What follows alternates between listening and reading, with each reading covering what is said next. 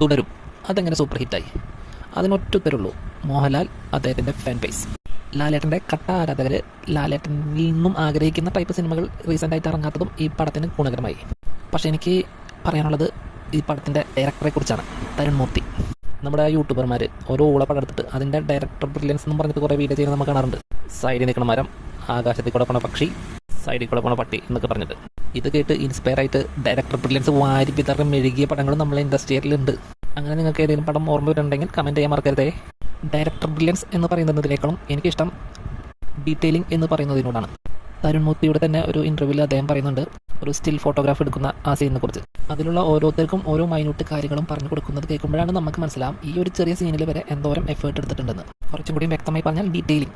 കുത്തിയിരുന്ന് കണ്ടുപിടിച്ച കുറ്റും കുറവും കണ്ടുപിടിക്കാൻ പറ്റില്ല എന്നല്ല ഞാൻ പറഞ്ഞത്. ഓരോ സീനിലും അദ്ദേഹം കൊടുക്കുന്ന എഫേർട്ടും ആത്മാർത്ഥതയുമാണ് ഇതിവിടെ പ്രകടമാകുന്നത്. ഇതുപോലെയുള്ള ഡീറ്റെയിലിംഗ് ഉള്ള പടം ഒരു എക്സാമ്പിൾ പറയാൻ പറഞ്ഞാൽ ഞാൻ പറയും മഹേഷിൻ്റെ പ്രതികാരം. നിങ്ങളുടെ മനസ്സിൽ വേറെ പടങ്ങളുണ്ടെങ്കിൽ അതും പറയാം കേട്ടോ. എന്തായാലും ഈ സിനിമയിലേക്ക് വന്നു കഴിഞ്ഞിട്ടുണ്ടെങ്കിൽ കഥ ഒരു സിമ്പിൾ കഥയാണ്.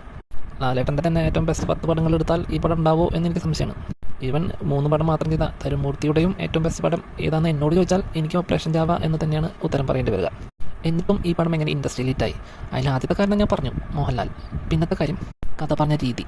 സാധാരണ ഒരു ത്രില്ലർ പടം വരുമ്പോൾ നമ്മൾ ഓരോ കാര്യങ്ങളും ഇരുന്ന് ഊഹിക്കും, പ്രെഡിക്റ്റ് ചെയ്യും. 10 പേര് 10 തരത്തിൽ പ്രെഡിക്റ്റ് ചെയ്യുമ്പോൾ ഏതെങ്കിലും രീതിയിൽ എവിടെയെങ്കിലുമൊക്കെ ചെന്ന് മുട്ടും. പക്ഷേ ഈ പടത്തിൻ്റെ പ്രത്യേകത എന്താണെന്ന് വെച്ചാൽ നമ്മളെ പ്രെഡിക്റ്റ് ചെയ്യാൻ വിടില്ല എന്നുള്ളതാണ്. നമ്മൾ കടന്ന് ചിന്തിക്കാതിരിക്കാൻ വേണ്ടി ഓരോ ഐറ്റംസും മൂപ്പരിട്ട് തരുന്നുണ്ട്.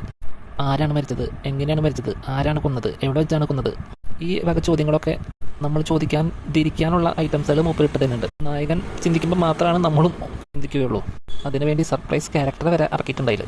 സത്യത്തിൽ നമ്മുടെ യൂട്യൂബർമാർ ഓരോ ഊള പടമെടുത്തിട്ട് റോസ്റ്റ് ചെയ്യുമ്പോൾ അത് ആസ്വദിച്ച് കഴിഞ്ഞ് കുറച്ച് നേരം ചിന്തിച്ചാൽ നമുക്ക് തോന്നും അതൊരു നല്ല കഥയായിരുന്നു അല്ലെങ്കിൽ തീമായിരുന്നു എന്ന്. ഒരു എക്സാമ്പിൾ പറയുകയാണെങ്കിൽ ജയറാമേട്ടൻ്റെ ഇവർ എന്ന പടം സൂപ്പർ ഹിറ്റ് പടം. പോക്കിരിയുടെ കോർ തീം തന്നെയല്ലേ?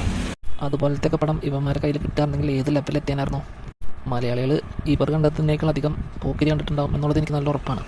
അതുകൊണ്ട് നല്ല സിനിമകൾ ഇവിടെ ഉണ്ടാവണമെങ്കിൽ ഇതുപോലത്തെ നല്ല സംവിധായകരും ഇവിടെ തുടരണം.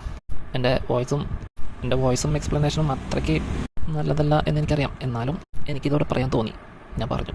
കുറ്റങ്ങളും കുറവുകളും ക്ഷമിക്കാം. പറ്റുവാണെങ്കിൽ നിങ്ങളുടെ അഭിപ്രായം ഒന്ന് കമൻറ്റ് ചെയ്യാം.